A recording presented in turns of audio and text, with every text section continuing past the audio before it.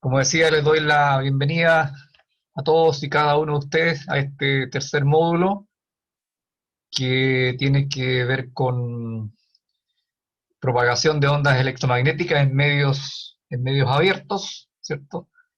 Y bueno, ustedes saben, ¿verdad?, que este curso tiene 4 módulos y me va a corresponder dictar estos 2 restantes, ¿cierto? Ustedes ya cursaron el módulo 1, módulo 2, y espero que le haya ido muy bien en los certámenes, en las tareas, y más que eso, digamos que hayan aprovechado eh, los contenidos, las materias que allí se tocaron, que son muy importantes para su formación, y lo mismo les deseo respecto de estos módulos que me va a corresponder dictarlos. Eh, Entiendo que acá hay estudiantes de Campus San Joaquín y también de Casa Central, ¿ya? Así que les doy a todos, digamos, como decía recién, la bienvenida, ¿ya? Bueno, el modus operandi, ¿cierto?, de las clases no va a ser muy distinto del que ustedes ya han experimentado con los 2 profesores anteriores, ¿cierto?, con Walter Grote y con el profesor Marcelo. Y quise copiar acá, ustedes están viendo en pantalla la programación de ambos módulos, ¿cierto?, que nos tocaría ver juntos, con la fecha y también con eh, los temas, ¿cierto?, la temática de cada uno de ellos, la fecha de los certámenes y también de entrega de tareas. Ustedes saben que este curso para cada módulo tiene tareas asociadas, así que, como ustedes pueden ver, eh, al final del módulo 3 hay un certamen que está fijado para el jueves, no, para el viernes, entiendo, 9 de julio, y también ese día ustedes deben entregar la tarea número 3. Esa tarea se las voy a dar con una razonable anticipación para que ustedes entonces puedan entregarla el mismo día del certamen, ¿ya? Y seguramente, tal como los colegas que estuvieron con ustedes anteriormente, eh, este, la idea de estas tareas es que ustedes puedan complementar lo que han aprendido, ¿cierto?, lo que están estudiando, pero también ponerlo en práctica, ¿ya? Y yo, en particular, en estos temas, que son temas bastante, digamos, teóricos, por ejemplo, la primera parte, ¿cierto? Eh,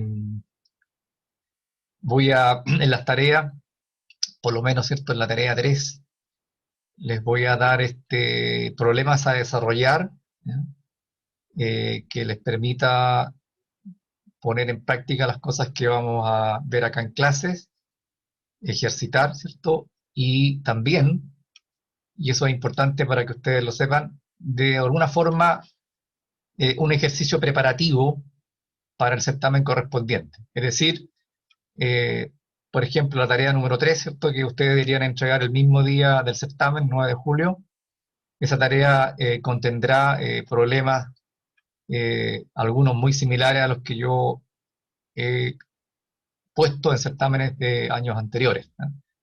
Entonces, de alguna forma, el desarrollo de la tarea también es una etapa preparatoria para rendir un buen certamen, ¿ok? Y lo mismo, ¿cierto?, para el módulo 4, que también es un módulo bastante de aplicaciones, de ingeniería, y también ahí va a haber una tarea que yo voy a pedir que ustedes la entreguen el día del certamen. Y también da, digamos, con razonable anticipación para que ustedes puedan ir elaborando la tarea. Ya. Respecto de la pregunta que hacía uno de ustedes recién, yo acá, si bien es cierto, son 2 paralelos, yo lo veo como un curso único, ¿ah? Así que siéntanse, digamos, formando parte de un curso único que es el de TEL 222, ¿ya? Y en consecuencia el certamen es único y las tareas también son únicas, ¿ya? Y ustedes ya saben, ¿verdad?, que para la tarea tienen que hacer grupos. Entiendo que son grupos de no más de 3 personas. Grupos de 2 o de una persona es indeseable porque al final eh,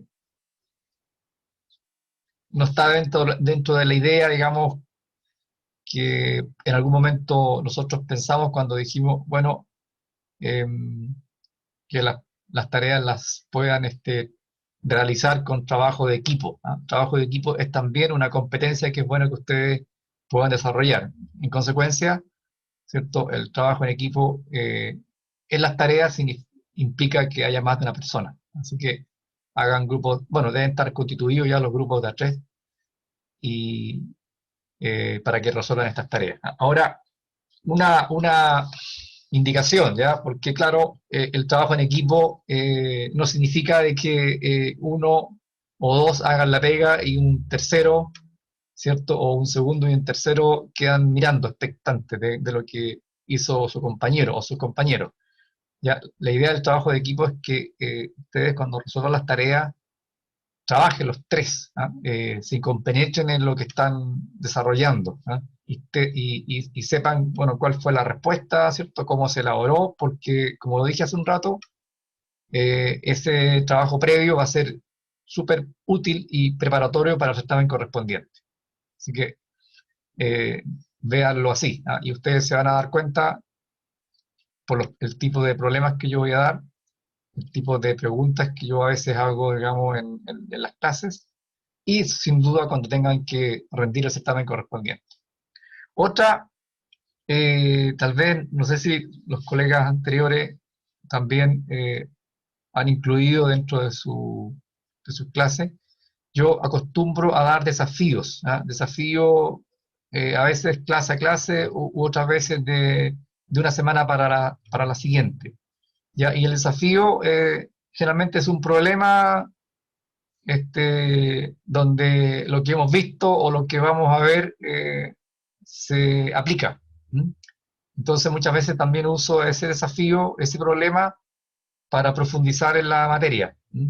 Yo en aula voy a dejar prácticamente todas las presentaciones, todos los PPT que son de años anteriores, algunos, de hecho a veces algunos retoques, pero van a tener ustedes ahí las presentaciones de todo, al menos cierto, de este módulo por ahora. De manera de que para las clases ustedes tienen la posibilidad de ya haber leído lo que vamos a ver en la clase. Hoy día, claro, no se pudo porque yo no envié antes el correspondiente material, ¿ya? Pero para las clases siguientes, por ejemplo, para el lunes, ustedes ya tendrán el PPT, el apunte con lo que vamos a ver. Entonces, lo que yo les pediría, ¿ya?, es que ustedes eso lo lean antes, ¿ah? Que lo estudien, ¿ah? De manera que en la clase puedan hacer preguntas incluso, ¿ya? Y si yo, por ejemplo, mando un desafío para que ustedes intenten resolverlo, bueno, cuando lo resolvamos en la clase correspondiente, ustedes ya habrán visto la materia, ¿cierto? Ya tendrán dudas y será bastante más eficiente el tratar de resolverlo, ¿ya?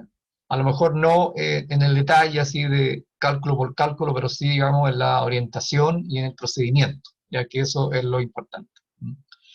Y esos desafíos que voy a dar, para quien lo hace, tiene un punto adicional a la nota del certamen, ¿ya? Entonces, por ejemplo, si yo hasta el certamen 3 hubiese dado 10 desafíos, ya 10 problemitas, ¿verdad? Clase a clase, o de una semana para otra, no sé. Si ustedes, digamos, entregaron el desafío, no necesariamente resuelto completamente, pero sí hecho, digamos, en una buena medida, entonces yo les asigno un punto, ¿ah? Que después cuando tengan el primer certamen, perdón, el tercer certamen, digamos, o el cuarto, yo agrego a esa nota los puntos por haber respondido, ¿cierto? Haber atendido al desafío que yo planteé en su momento, ¿no? Y los desafíos, por supuesto, que los voy a dar, los voy a subir a cada aula y van a quedar ahí con fecha de entrega, ¿ya? Entonces, por ejemplo, para el próximo lunes, que la clase es en el módulo, perdón, en el bloque 3.4 y comienza a las 9:35, entonces yo a las 9:30 cierro la ventana en aula para que ustedes depositen ahí la respuesta al desafío. Y la respuesta al desafío es individual, ¿ya? El punto es individual. Aun cuando ustedes puedan, por supuesto, que trabajar en equipo para intentar resolver ahí, se juntan online, ¿verdad? Para intentar resolver el problema, lo que sea, perfecto, pero el entregable es individual, ¿ya? Ustedes ahí, digamos, cuando entregan, háganlo en el mismo formato de los entregables que han tenido en los módulos anteriores. Ponen, qué sé yo, desafío 1, por ejemplo, y el nombre abreviado y el apellido de quien entrega, ¿ya? Y lo van a subir ahí a la carpeta correspondiente dentro del plazo que yo voy a dar, ¿no? Entonces, como les digo, generalmente ese plazo es un poquito antes de la clase donde yo el desafío lo voy a explicar, ¿verdad? No tiene sentido de que lo explique o lo desarrolle y que después alguien entregue el desafío ya habiendo sido explicado, ¿no? Así que el deadline, ¿cierto? La fecha de entrega va a ser generalmente,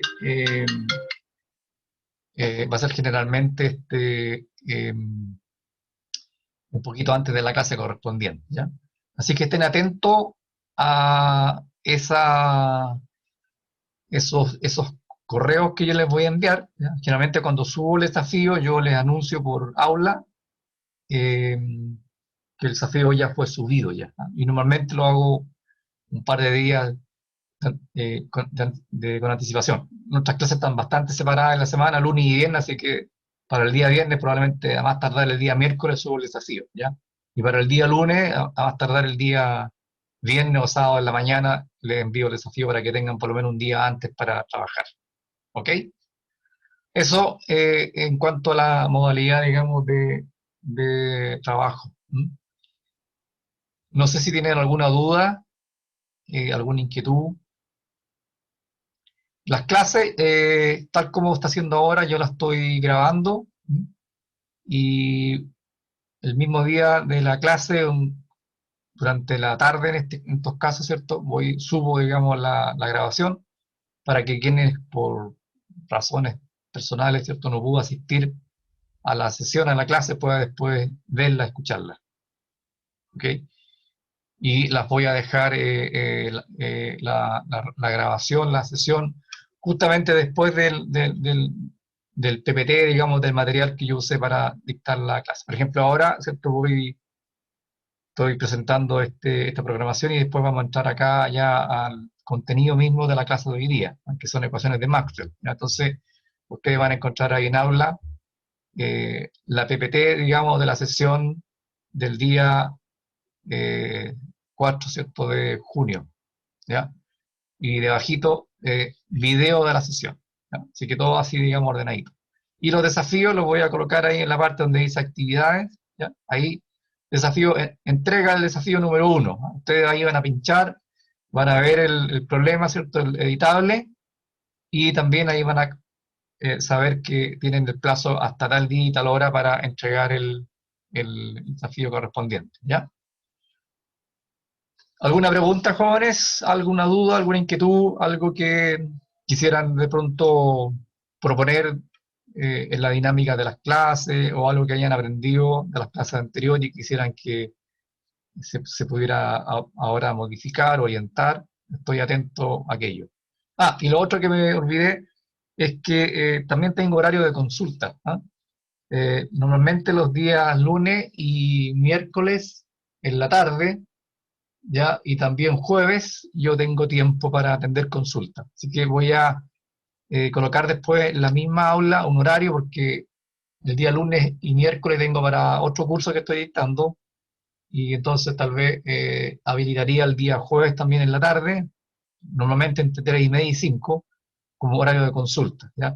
Y ese horario de consulta, si bien es cierto, yo lo voy a reservar, ustedes tienen que avisarme el día anterior, profe, voy a ir a la hora de consulta. Entonces así yo los espero, no hago ningún otro compromiso y nos conectamos por Zoom. Puede ser una persona, o dos personas, o todos los que quieran, y ahí yo atiendo consultas. En otros cursos lo que normalmente yo hago es atender consultas de los desafíos, por ejemplo, ¿ya? Están intentando resolver el desafío, entonces en ese horario de consulta me preguntan, profe, ¿sabe qué? Llegué hasta acá, pero esta parte no sé, no la entiendo. O bien, ¿cierto? Claramente cuando hay preguntas respecto de la materia que hemos estado viendo y en la clase, ¿verdad? Que está ahora limitada a 70 minutos, uno no alcanza a desarrollar, digamos, a profundizar, entonces en ese espacio adicional ustedes pueden ir ahí y preguntarme, profe, esta parte no lo entendí, ¿cierto? ¿Me puedes explicar de nuevo? O qué sé yo, el ejemplo. Así que también eso va a estar disponible. ¿Ya? Eh, Profe, sí, una consulta respecto a la ponderación de la tarea. En este módulo viene siendo una. ¿Sería igual el 40% de la nota del módulo o así es, aumentaría en el certamen? así es. Ya, gracias. Sí. Y dice, pregunta Alexander, pregunta si no hay tarea 3A y 3B. No. Tarea, o sea, el 3A y 3B seguramente hacían distinción entre los dos paralelos, ¿no? Eso era, parece, ¿cierto? No, no era para diferenciar paralelos. Lo que pasa es que para cada módulo nosotros hacíamos dos tareas. Ya, Hacíamos una tarea, la entregábamos, después hacíamos otra, la entregábamos y de ahí venía el certamen. ya. A No ver, era cuenta aparte. salvo que yo esté errado y esté acá arrancándome con los tarros, como se dice en chileno, voy a revisar eso porque a lo mejor me confundí y son dos tareas por módulo. ¿Ah? Déjenme ver la programación. Ya. Tengo que respetar el programa, jóvenes. Si el programa dice dos tareas por módulo, entonces son dos tareas, ¿ya? Y en consecuencia, antes del certamen del módulo 3, ahí, digamos, sería la segunda tarea del módulo 3 y la anterior la tendría que localizar de acuerdo a la materia que hemos visto, ¿ya? Entonces, disculpen si es que estoy diciendo algo que no es coherente con el programa. Si el programa dice que son dos tareas por módulo, entonces son dos tareas. Yo no voy a cambiar las reglas ahora. Lo que ocurre es que en otro curso que estoy haciendo, en dos cursos que estoy haciendo en realidad, también está esta separación de módulos. Así que tal vez me confundí, estoy aplicando esa regla, ¿ya? Entonces, si ustedes, confírmenme ustedes entonces, en los dos módulos anteriores, ustedes tuvieron dos tareas por módulo, ¿correcto? Ya, ok, perfecto. Entonces, en estos dos módulos restantes vamos a tener cuatro tareas. Perfecto, no hay problema. Miren, eh, yo la tarea que tenía pensada para entregarla, ¿cierto? El 9 de julio, muy simple, la divido, digamos, por dos nomás. ¿Ah? Si tenía programado ocho problemas, entonces saco cuatro y los cuatro para el problema, para la tarea número 3 y los otros cuatro los dejo para la tarea número 4. Así que no hay problema. Ya.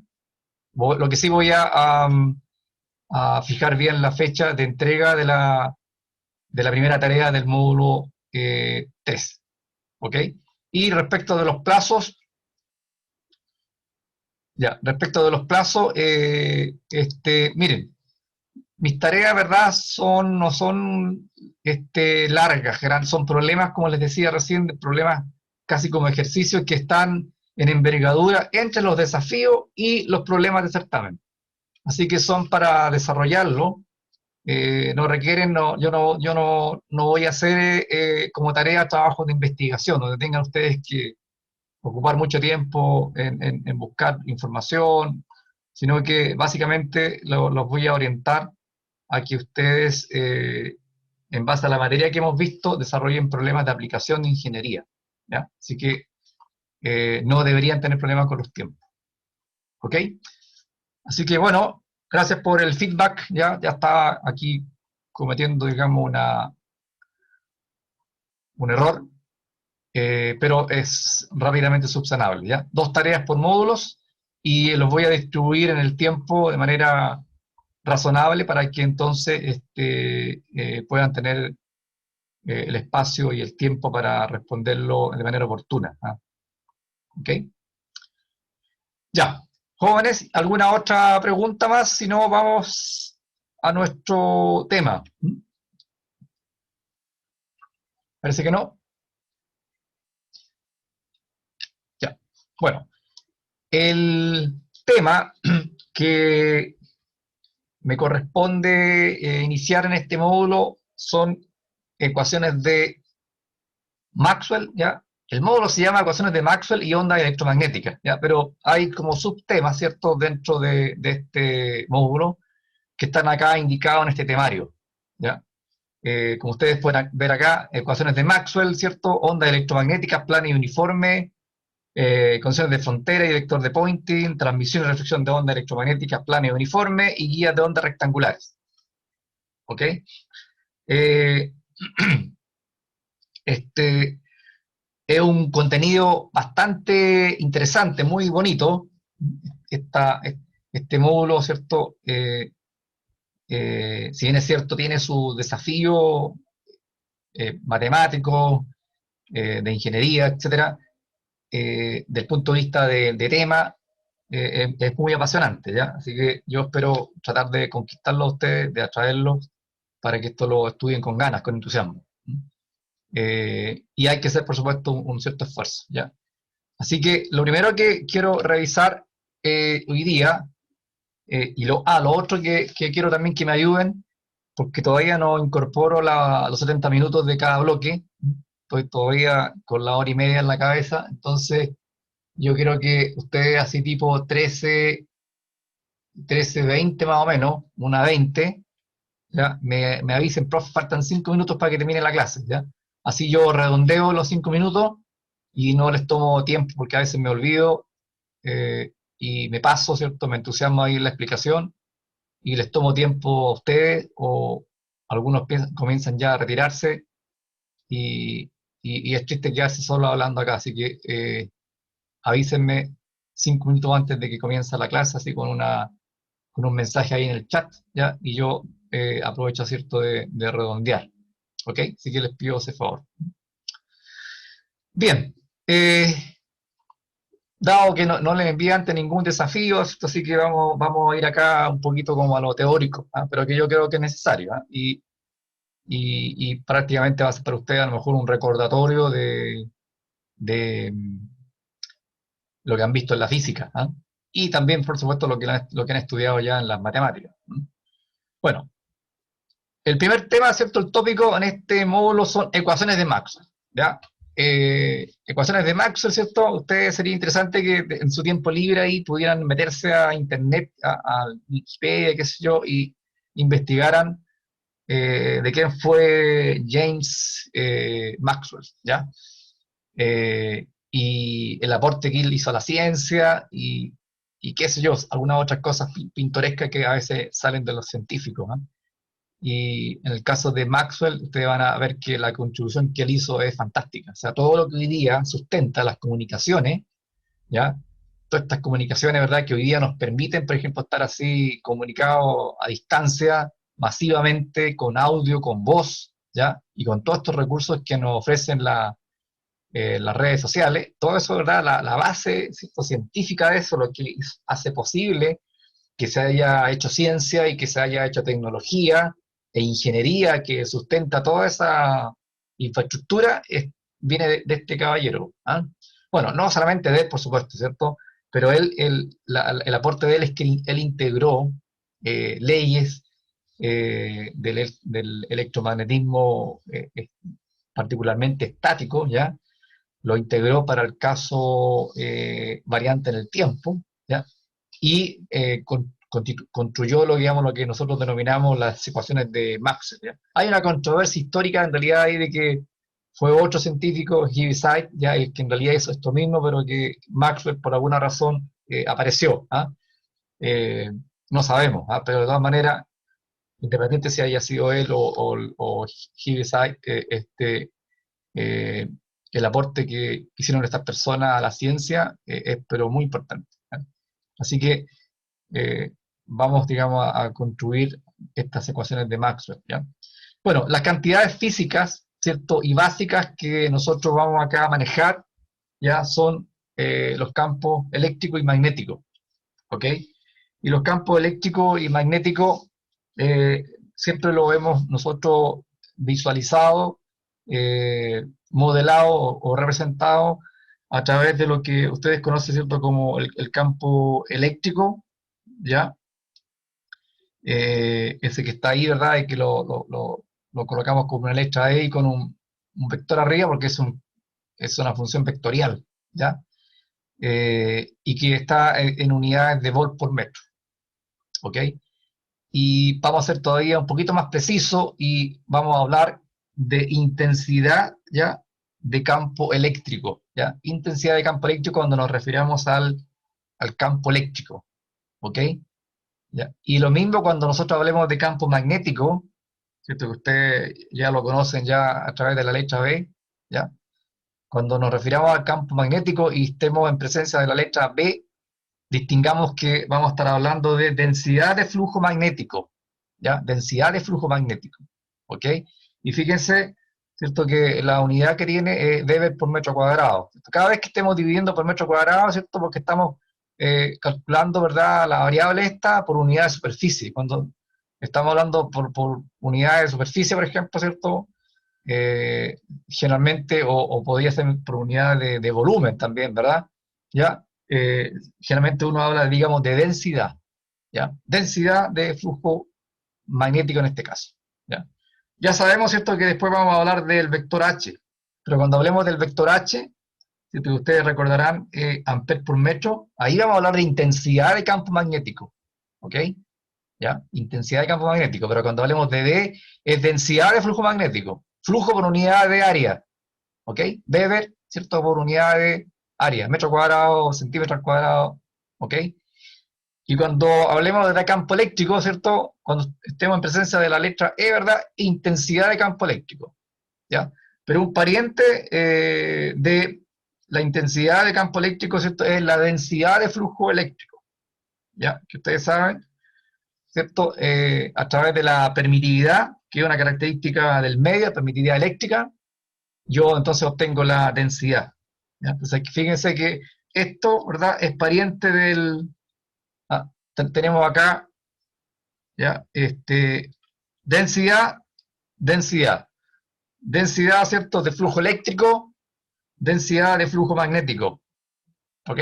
Y vamos a ver también, ¿cierto?, que el D lo vamos a medir en coulomb por metro cuadrado, ¿cierto?, área, ¿ya? Densidad, densidad de flujo eléctrico, ¿cierto?, densidad de flujo magnético, intensidad de campo eléctrico, intensidad de campo magnético, ¿ok? Y eso, bueno, sin duda que lo vamos después, digamos, a poner ahí en las ecuaciones, ¿ya?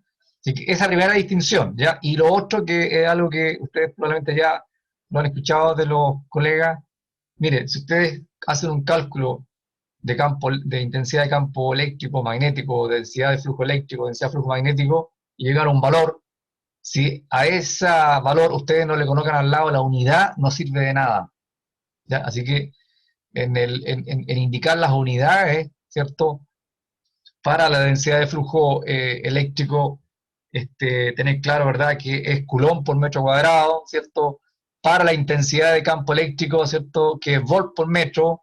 Para la densidad de flujo magnético, que es Weber, ¿verdad?, por metro cuadrado. A veces el Weber simplemente lo escriben así, W y D, ¿ah? Así que también eso, digamos, es equivalente. O también, ¿verdad?, Tesla.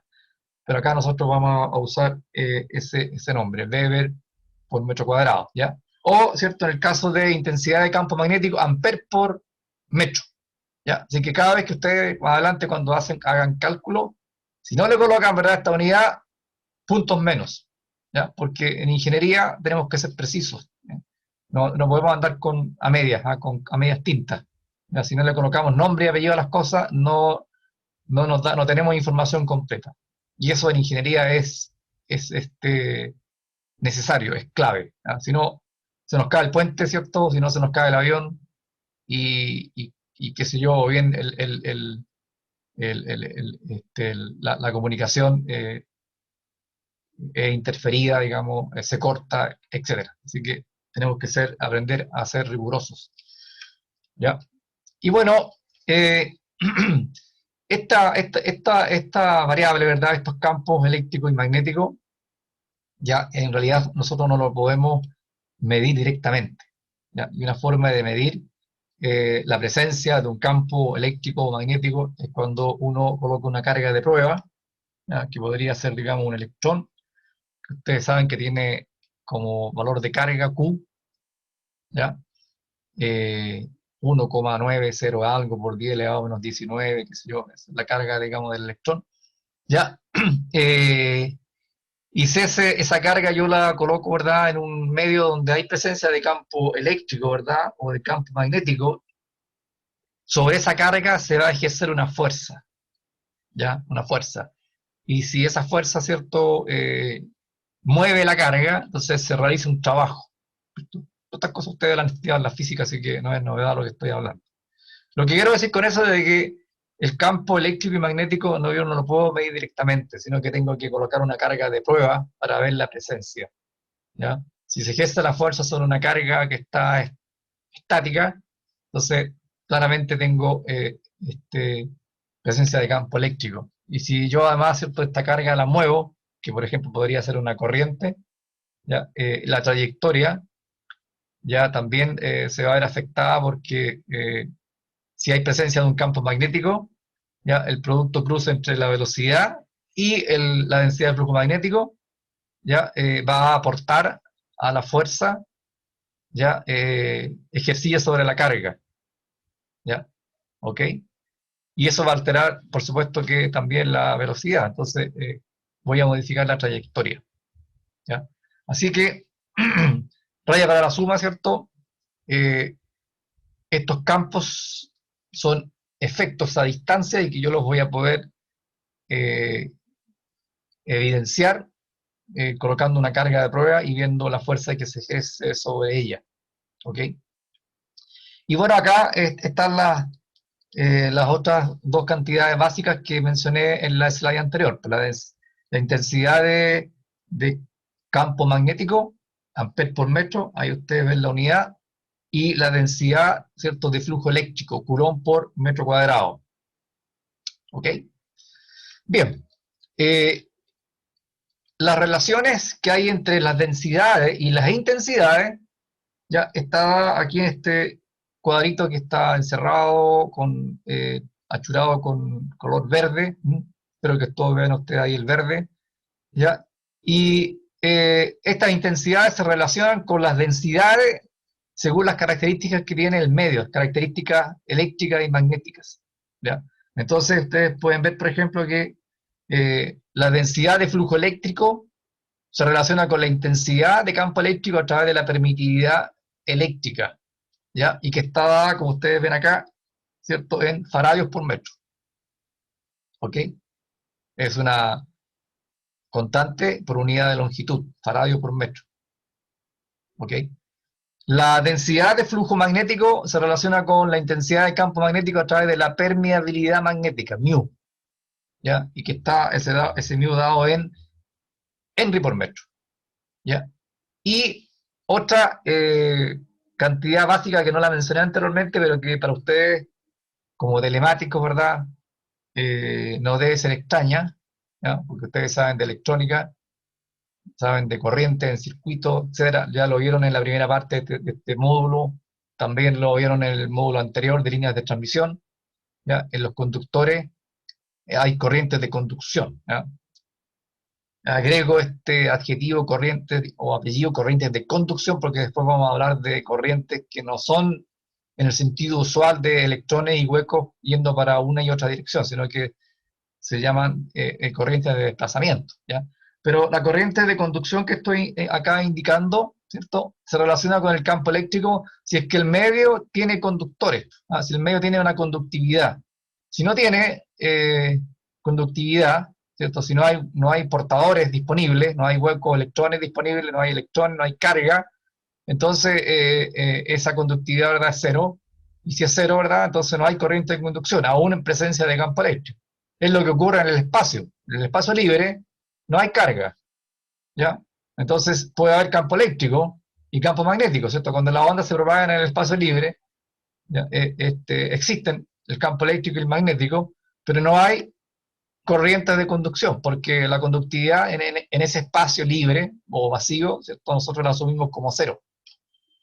¿Ok? Así que esto, ¿verdad? Estas relaciones también se denominan, como dice acá el título, relaciones constitutivas del medio. ¿Ya? Cada medio, si es aire, si es una atmósfera, si es agua, si es tierra, si es madera, si es concreto, si es ladrillo, si es plástico, si es fibra de vidrio, si es un aislante, tiene parámetros constitutivos bien particulares. ¿Ya? Y que incluso esos parámetros constitutivos, digamos, pueden ser dependientes del medio, de la posición. ¿Ya? Cuando ocurre así, ¿cierto? Cuando estos parámetros dependen de la posición, dependen tanto el E, ¿cierto? Como, perdón, no el épsilon, ¿ya? Tanto el épsilon, ¿cierto? Como la permeabilidad, ¿cierto? O la conductividad, ¿ya? Son funciones de la posición, ¿ya? ¿Ah? Vector posición, ese que está ahí es R es un vector posición, ¿cierto? X y Z. Cuando son dependientes de la posición, entonces normalmente uno habla de que el medio es no homogéneo. Si son independientes de la posición, significa que son constantes, son escalares. Entonces uno habla generalmente de un medio uniforme. ¿Ya? Si no es uniforme, y por ejemplo los valores de estos valores, la permitividad eléctrica, la permeabilidad, dependen por ejemplo de los campos que están siendo aplicados. Entonces se habla de medio no lineal. ¿Ya? ¿Ok? Y si por ejemplo estos valores también dependen de la orientación de los campos, entonces se habla también de medios anisotrópicos. ¿Ya? Entonces fíjense que los medios, ¿ya? Van a ser medio lineal, ¿verdad? Homogéneo, ¿ya? Uniforme, ¿ya? Isotrópico, por lo menos, ¿cierto? Uno podría tener esa clasificación. Isotrópico, no isotrópico, lineal, no lineal, homogéneo, no homogéneo, uniforme, no uniforme. Y eso tiene que ver con la dependencia que tiene estos parámetros del medio, de la posición, ¿ya? De los campos, de la orientación de los campos. ¿Ok? Bueno, para tranquilidad de ustedes, nosotros vamos a trabajar acá con medios uniformes y homogéneos, ¿ya? Isotrópicos y lineales. O sea, una buena simplificación de la realidad. En otras palabras, estos epsilon, mu y sigma son constantes, son escalares. ¿Ya? El caso más simple de este medio es el espacio libre, donde, ¿cierto? El epsilon vale, ¿cierto? Epsilon 0, el mu, ¿cierto? Vale mu sub 0, y el sigma, ¿verdad? Vale igual a 0. Eso son las características del espacio libre. ¿Ya? En otro espacio, ¿cierto? Otro medio, pueden ser constantes, pero normalmente mayores que el espacio libre. Por ejemplo, un buen plástico, ¿verdad? Que no conduzca, sea un buen aislante, generalmente tiene la misma permeabilidad del espacio libre, pero tiene una permitividad un poco mayor que la del espacio libre. Y tiene conductividad igual a 0. El vidrio, por ejemplo, también. ¿Ah? El vidrio, ¿verdad? Tiene una permeabilidad del espacio libre, tiene una permitividad mayor que la del espacio libre y tiene conductividad prácticamente 0. Entonces, cuando estudiamos fibra óptica, ahí vamos a recordarnos. Pero cuando estudiamos fibra óptica, ahí ya no vamos a hablar de medios homogéneos, ni tampoco lineales, porque vamos a ver ahí que ustedes se van a dar cuenta que cuando yo lo comente, que en la fibra, como es una línea de transmisión, una guía de onda muy delgadita, y se concentra luz adentro de alta intensidad, ya ese medio, que el vidrio, que uno lo puede considerar lineal, homogéneo, uniforme, ya empieza a comportarse de manera media extraña, por la presencia de potencia óptica intensa. ¿Ok? Pero eso, bueno, lo vamos a comentar en su momento. Pero por ahora, en esta sección, vamos a hablar, como dije recién, de medios homogéneos, medios lineales, medios uniformes y medios isotrópicos. Eso va a significar que estas constantes, epsilon, mu y sigma, son escalares. ¿Ya? ¿Ok? Alguien por acá está haciendo una consulta.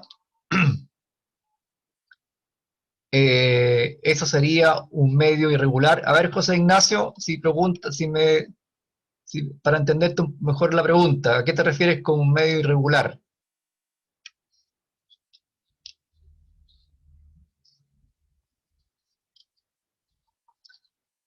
José, ¿estás por ahí, no?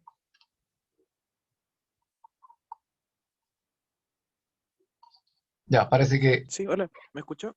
sí, ahora te escucho, sí. Ya, perdón, es que están aspirando en el fondo. Ya, No, estaba preguntando porque cuando dijo que mu y epsilon dependían de la posición en el material, pero me lo respondió con lo de medio lineal ya, y homogéneo. ok, ya. O sea, una cosa es que, por ejemplo, el material sea irregular, ¿ya? Qué sé yo, por ejemplo, imagínense no sé, pues una pared, digamos, puede ser irregular, ¿cierto? Puede ser bien porosa, qué sé yo, puede tener una cierta forma geométrica, ¿ya? Ya, esa es la geometría, ¿cierto? Pero internamente el material que compone esa pared, por ejemplo, ¿cierto? Puede tener una permitividad, una permeabilidad bien uniforme, o sea que en cada punto que yo dentro de la pared, esa mida, el valor que tiene esta constante, pueden ser exactamente las mismas, ¿ya? Entonces ahí uno habla de que ese medio es homogéneo, es decir, que para cada, en coordenadas cartesianas, para cada x, y, z, ya el valor de estos parámetros es el mismo. Entonces ahí uno habla de que es homogéneo, ¿ya? Habla de que es uniforme, de que independiente si es que yo estoy aplicando un campo eléctrico de 10 volts por metro o de 1 megavolt por metro, la permitividad, por ejemplo, ¿cierto? Sea la misma. Entonces ahí uno habla de medios lineales. No cambian estos parámetros con el campo eléctrico o magnético, ¿cierto? Que yo estoy aplicando. ¿Ok? Ya, a eso me refiero con lineal, con homogéneo. Isotrópico, es casi, digamos, tiene que ver con que hay una dependencia de los campos aplicados, y además, no solamente en magnitud, sino que también con la orientación de los campos, ¿no? Eh, de hecho, en esos casos, el medio que es no isotrópico, ya, los parámetros se representan a través de un tensor. Un tensor, digamos, que es como una matriz que tiene valores distintos dependiendo de la componente de esa matriz, ¿ya? Si es la componente que está asociada a alguna dirección en particular, XX, XY, Y, en fin, al plano correspondiente, ¿ya? Bien. Y aquí están los valores de estas constantes en el espacio libre, digamos, que va a ser nuestro medio, digamos, de presentación, ¿cierto? El espacio libre, ¿cierto? Es un medio que no tiene fuentes, que no tiene nada, es como el vacío, ¿ya? Y ahí, ¿verdad? Estas constantes, ¿cierto? Tienen estos valores. Es sub 0, epsilon 0, ¿verdad? 8,854 por 10 a la menos 12 faradio por metro, ¿ya? Es más fácil memorizar esta relación, 1 sobre 36 pi por 10 elevado a menos 9. La permeabilidad, 4 pi por 10 elevado a menos 7 entry por metro, ¿ya? Y en consecuencia, cuando uno en el espacio libre calcula la velocidad que uno obtiene es la velocidad de la luz, ¿cierto? En el vacío, en el espacio libre, 3 por 10 elevado a 8. Y como decía recién, en el espacio libre no hay carga, no hay nada, así que no hay tampoco electrones, ¿ya? Así que la conductividad es igual a cero, ¿ya? Y aquí tal vez lo que faltaría decir es que algo que para ustedes no debería ser extraño, es que el espacio libre también yo lo puedo representar a través de una impedancia característica, ¿ya? Ustedes en línea de transmisión ahí con Marcelo, ¿cierto? El término impedancia característica lo manejaron muy bien, ¿cierto? ¿Ya? Y esa impedancia característica era la impedancia que modelaba, que representaba un cable a una línea de transmisión, ¿ya? Y que matemáticamente, digamos, era, ¿cierto?, el cociente entre el voltaje y la corriente, ¿ya? Sobre todo cuando la línea está adaptada.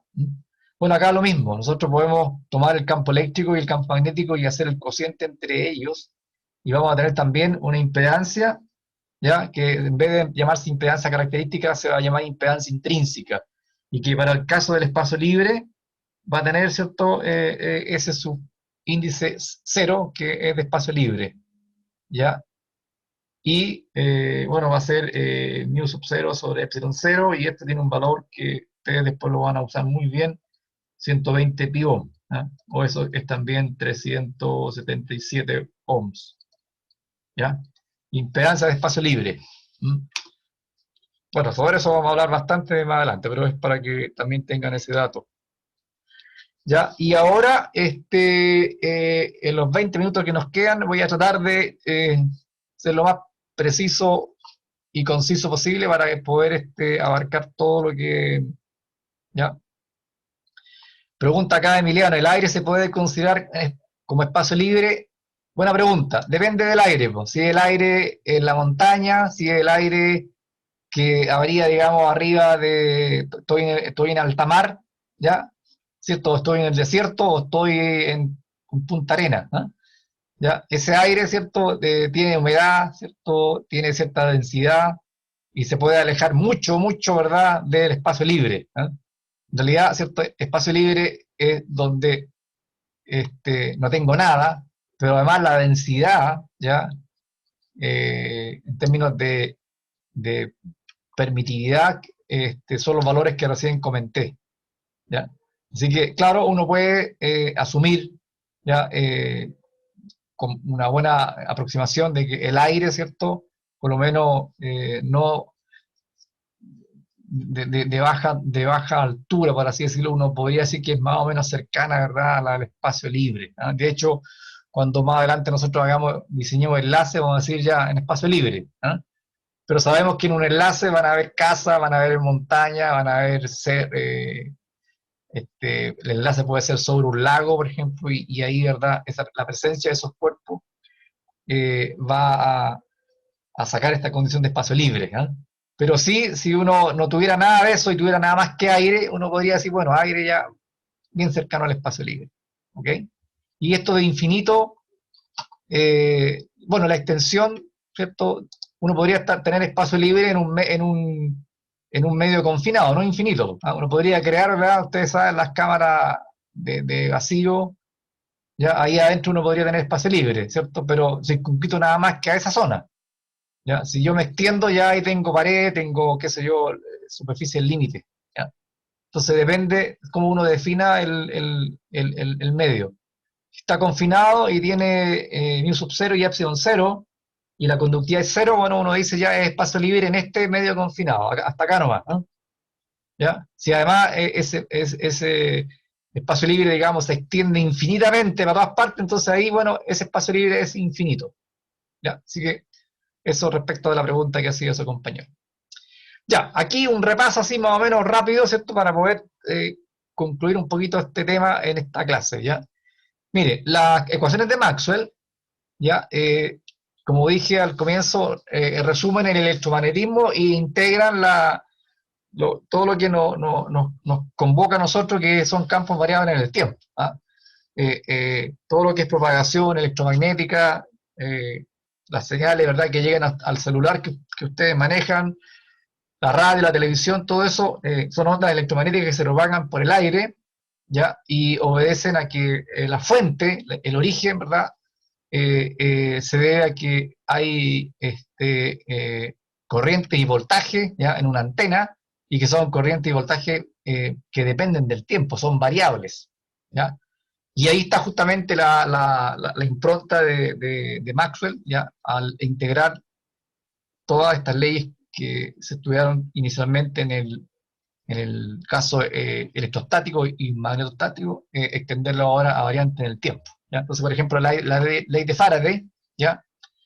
¿Qué es lo que dice la ley de Faraday? Mire, el enunciado de la ley de Faraday, y aquí está como la esencia, está como el concepto, digamos, que ustedes tienen que ya incorporarlo para nuestras ecuaciones de Maxwell. Dice, campos magnéticos variantes en el tiempo generan un campo eléctrico rotacional, o sea, que rota, ¿ah? Un campo, digamos, que da vuelta, ¿ya? Y para eso, ¿cierto?, el origen de esto, como se lee acá en la frase, son campos magnéticos que varían en el tiempo, ¿Ya? Entonces, imagínense ustedes de que tienen un alambre y por el alambre circula una corriente. ¿Ya? Ustedes saben, ¿verdad?, de que por la ley de Ampère, alrededor de ese alambre va a haber un campo magnético, ¿cierto? Que incluso la dirección de ese campo es a la regla de la mano derecha, ¿cierto? Si yo coloco el pulgar en la dirección en que va la corriente, ¿ya? Esta es una corriente que aquí, ¿ya? Y este es un alambre, ¿cierto?, que puede estar conectado, qué sé yo, a un generador, ¿ya? ¿Ok? Entonces, por ese alambre circula una corriente, y si yo coloco el pulgar en la dirección en que va la corriente, entonces el resto de los dedos gira en sentido como cerrándose, ¿verdad? Entonces esa es la dirección del campo magnético. Y esto yo lo puedo calcular con la ley de Ampère. Ustedes la recordarán, ¿verdad? La integral de línea cerrada, H por dl, ya, igual a la corriente neta encerrada, ¿eh? Y esto, ¿verdad?, tiene un sentido, digamos, de giro. Creo que es para otro lado, ahí, ¿ya?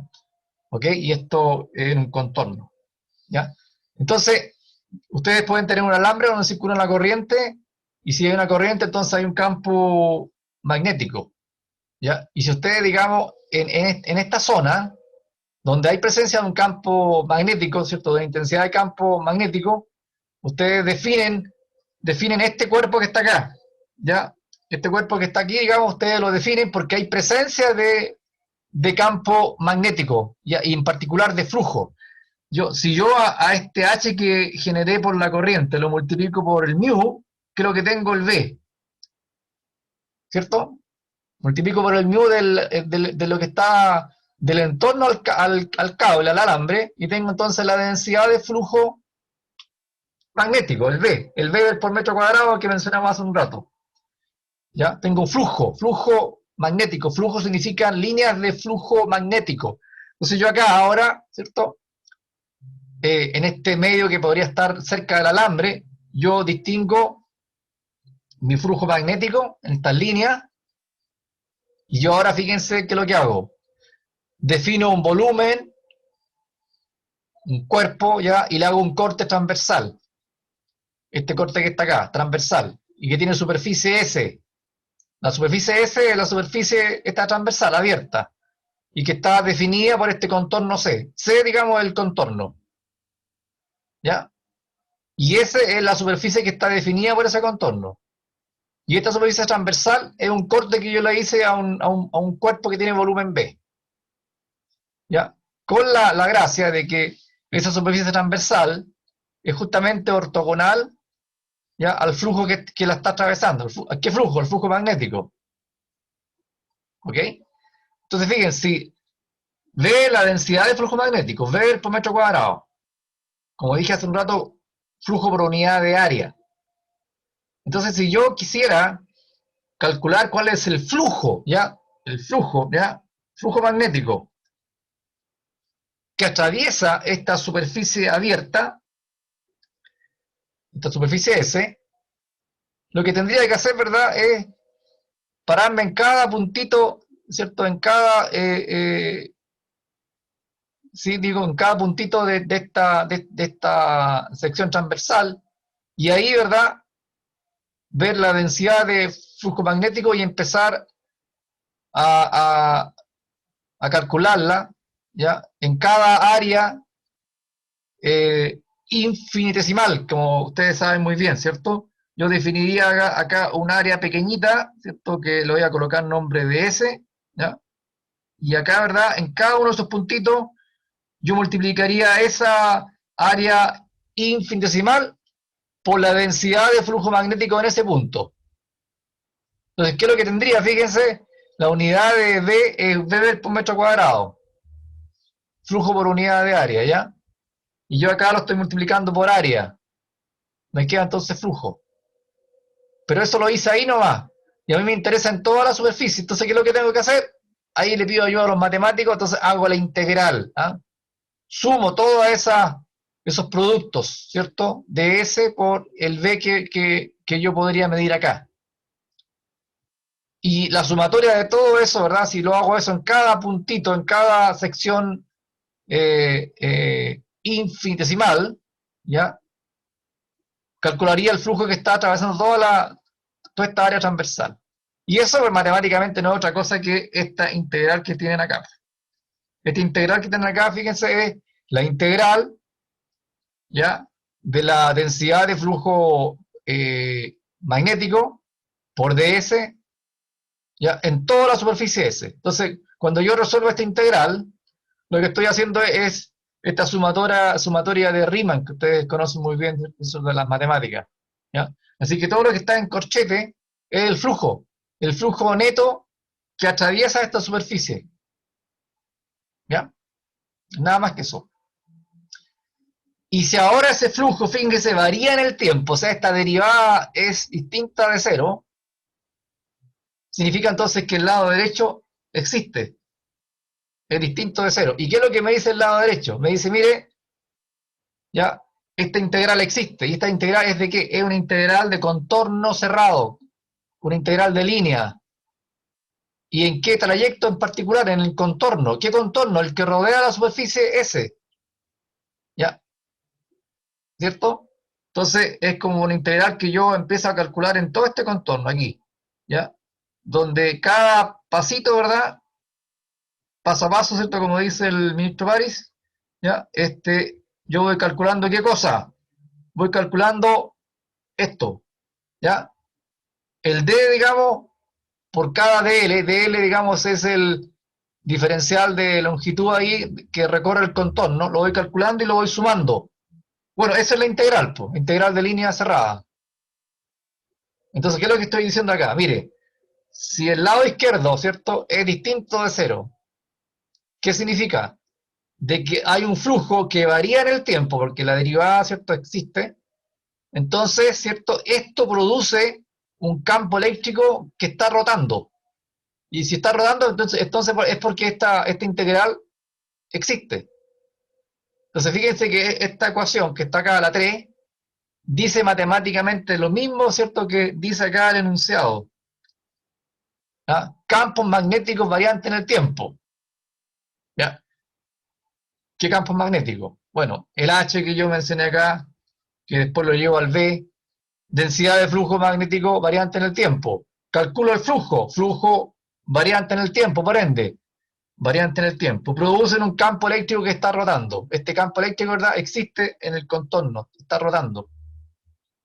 ¿Ya?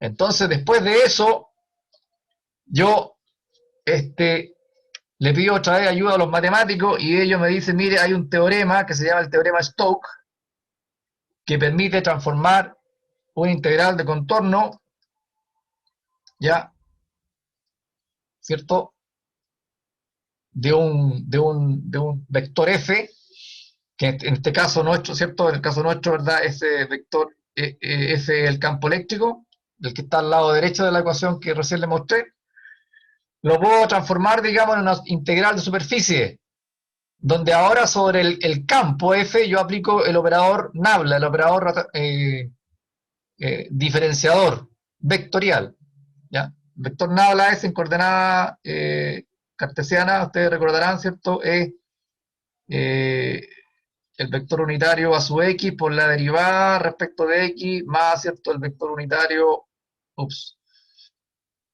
el vector unitario a su y, ¿cierto?, por la derivada respecto de y más, ¿cierto?, el vector unitario a sub z por la derivada respecto de z.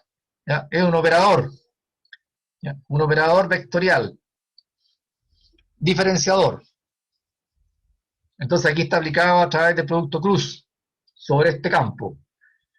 Este campo es la ecuación que recién mostré yo, la ecuación anterior, ¿ya? La vuelvo a mostrar.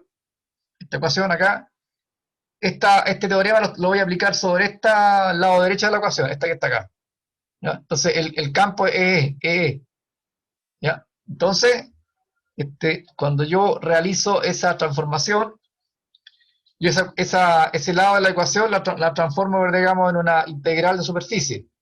Fíjense que la superficie, ¿cierto?, y el contorno están relacionados, ¿no? La superficie, digamos, es esa, ¿cierto?, y el contorno es el que define la superficie.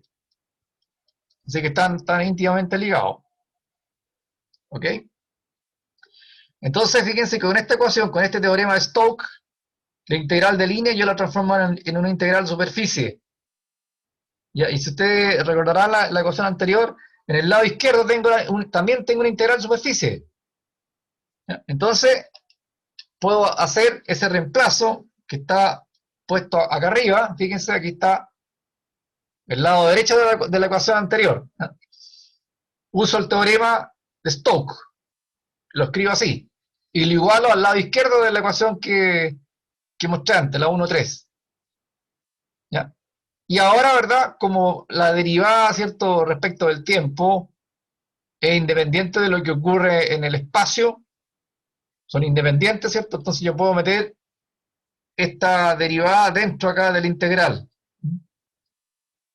¿Ya? Significa eso, ¿cierto? Desde que yo puedo derivar después de integrar o derivar antes de integrar, y da lo mismo.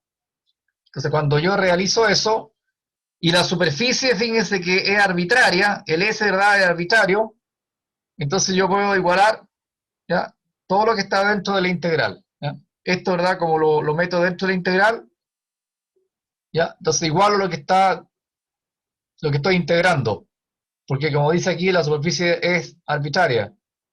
Bueno, cuando realizo eso, aparece esta ecuación que está acá, ¿ya?, 1,4, que es la primera ecuación de Maxwell. O por lo menos, ¿verdad?, no es que la haya descubierto, ¿verdad?, o la haya escrito a la primera vez, ¿no?, sino que es la que normalmente cuando uno escribe las ecuaciones de Maxwell es la que primero uno coloca. Es la ecuación de Maxwell-Faraday, ¿ya? Y está escrito en una forma diferencial, ¿ya? Por eso dice acá abajo, ¿cierto?, diferencial. Ley de Faraday en la forma diferencial que constituye la primera ecuación de Maxwell.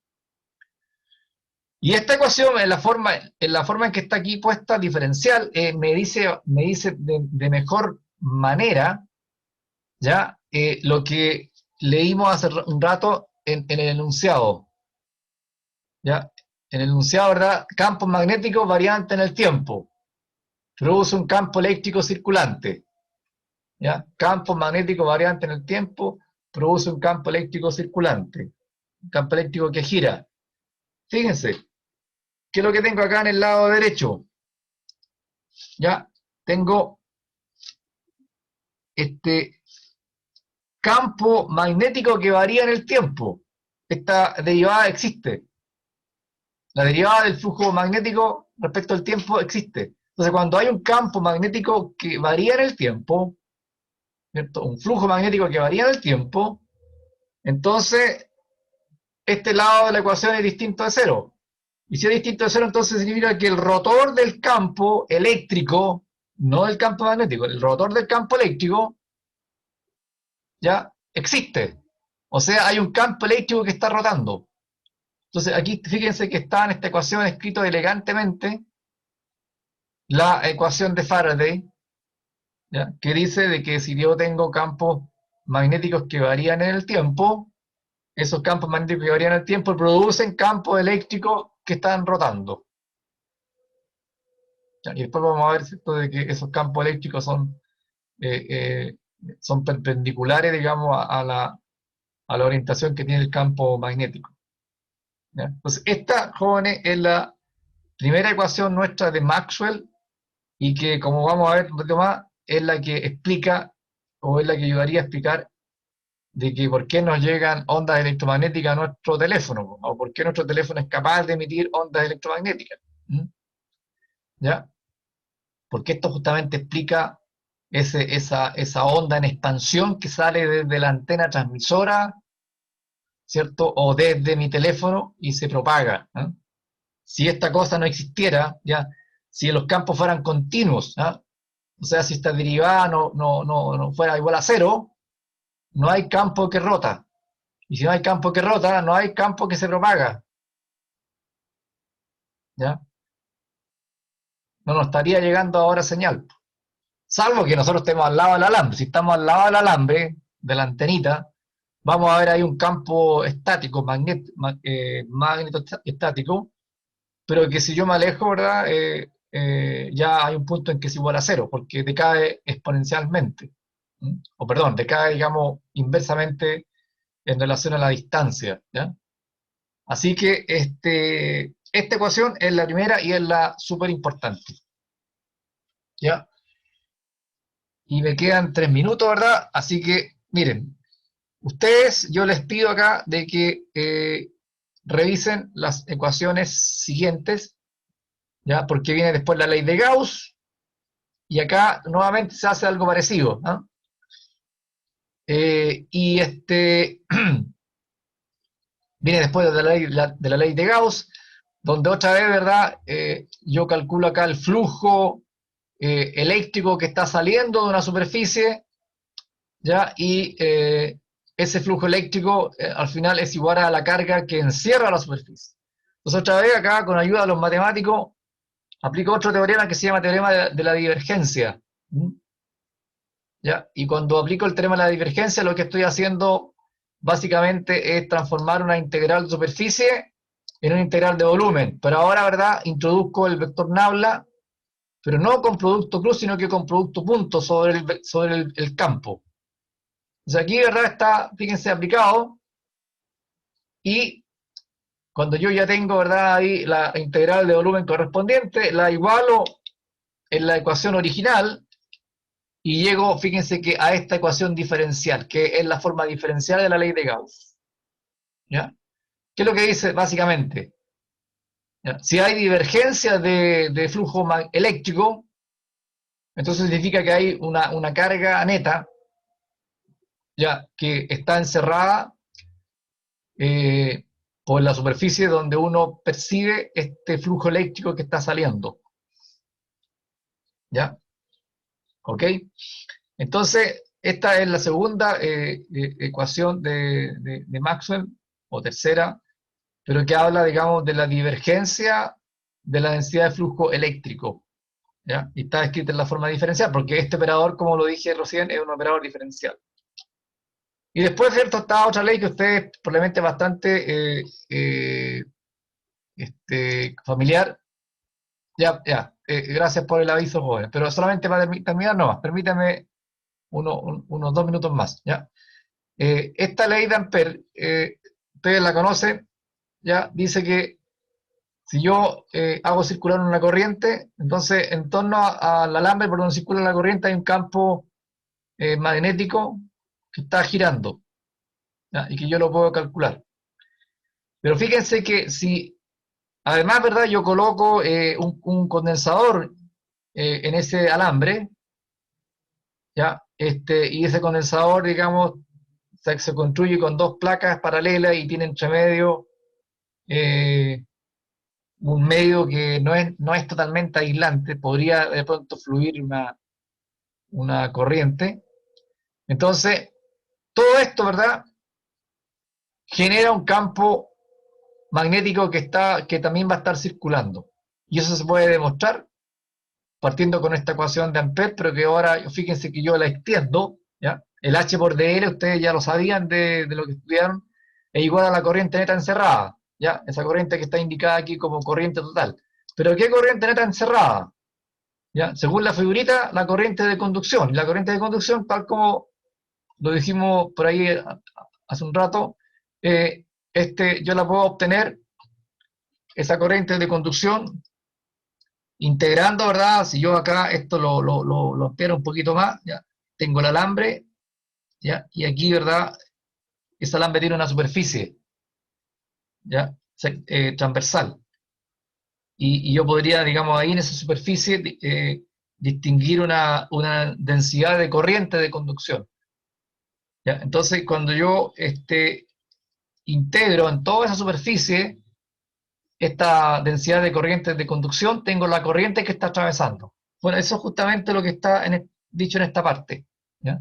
La integral de superficie abierta, no cerrada, de la densidad de corriente de conducción, ¿ya? Me va a dar la corriente, ¿ya? La corriente de conducción que está atravesando todo este sistema que está acá. Y lo novedoso acá es que, fíjense, esta parte del lado derecho, la integral de la densidad de flujo eléctrico variante respecto al tiempo, de la derivada respecto al tiempo. ¿Ya? Bueno, esto que está acá, ya se los presento, es también una densidad de corriente, pero se llama densidad de corriente de desplazamiento, que también tiene unidad de amperes por metro cuadrado. Entonces, cuando yo estoy aquí integrándola, también en un área, en el área S, por ejemplo, entonces yo voy a estar calculando aquí una corriente, ¿ya? Una corriente que se llama desplazamiento, y que se debe a esta densidad de corriente de desplazamiento, que es por causa de que hay un campo eléctrico que está variando en el tiempo, ¿ya? ¿Cierto? Porque al final, ¿cierto? Esa derivada de la densidad de flujo eléctrico respecto al tiempo, digamos, ¿cierto? No es otra cosa que epsilon por la derivada de E respecto al tiempo. Entonces, si hay un campo eléctrico que varía en el tiempo, ¿ya? Hay entonces una densidad de corriente de desplazamiento. Y si yo integro esa densidad de corriente de desplazamiento en el área transversal, tengo una corriente de desplazamiento. Entonces, ¿qué es lo que me dice esta ley? Mire, si hay un campo que está rotando, campo magnético que está rotando, eso se debe a que hay corrientes que lo están produciendo.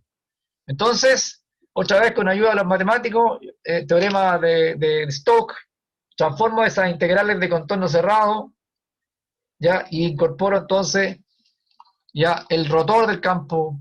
¿Y qué es lo que me dice esta ecuación? Me dice, mire, corrientes de conducción y corrientes de desplazamiento producen un campo magnético que está rotando.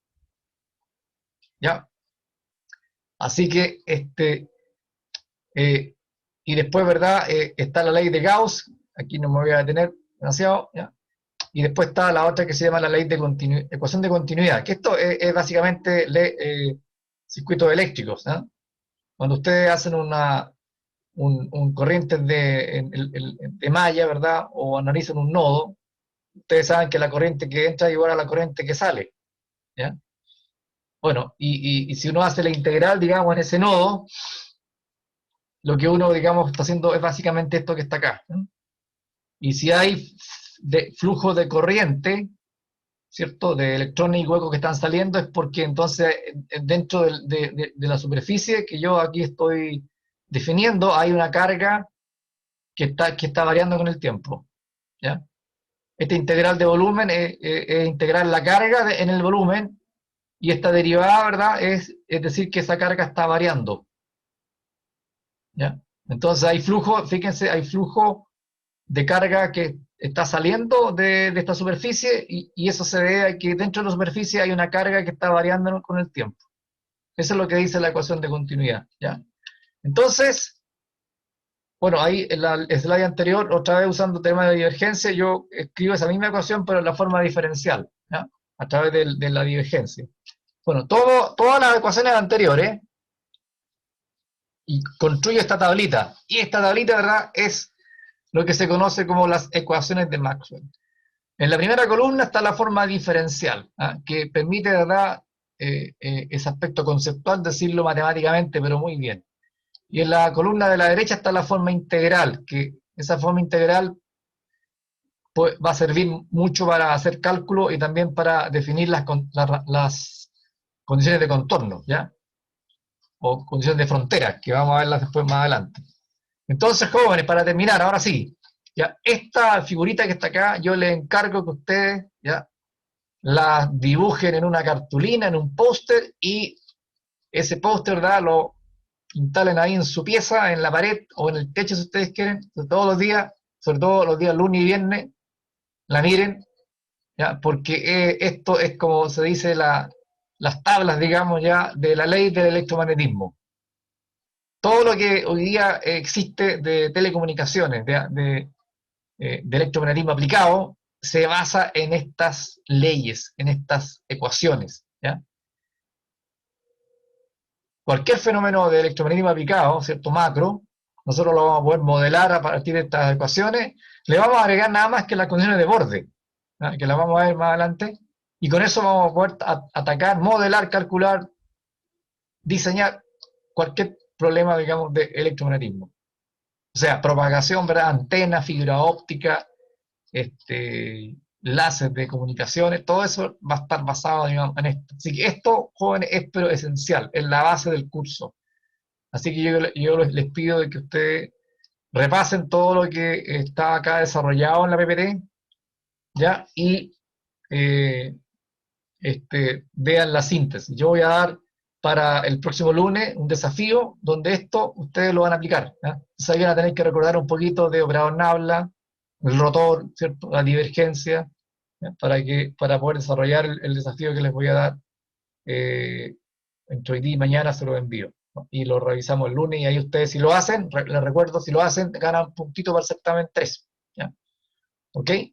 Y bueno, ahí hay algunos comentarios y acá esta explicación va a quedar para el lunes porque si no les voy a tomar demasiado su tiempo. ¿Ya? Este dibujito lo que yo quería acá explicarle es por qué la onda que se genera en su teléfono o la estación base que es la que comprende la red de telefonía móvil, ¿ya? Transmite y puede llegar la señal a nosotros. ¿Ya? Entonces, con todas estas ecuaciones que yo les mostré, ¿ya? Uno podría explicar el fenómeno este que ocurre de que la onda se propaga, se transmite y llega a nuestras antenas. ¿Ya? Pero eso lo voy a dejar para la próxima semana porque me tomaría ya demasiado parte del tiempo. Jóvenes, fue un placer, un gusto de haberlo conocido, por lo menos de nombre, y a algunos les escuché la voz. Espero que en algún momento nos veamos las caras. Bueno, la mía ya la conocen ya. Y bienvenidos nuevamente, ¿cierto?, a este módulo. Y bueno, voy a subir a Aula, ya, junto con la PPT, que ya está subida ya. Ustedes pueden revisarla. Voy a subir el video ¿ya? Y capaz que a lo mejor suba otro video de una clase similar que hice del texto mismo, ¿no? Así que ahí ustedes lo van a ver, ¿ya? Y también, como les dije, les voy a mandar un problema así de desafío para que intenten resolverlo el fin de semana y el día lunes lo vemos en clase. ¿Ok? Así que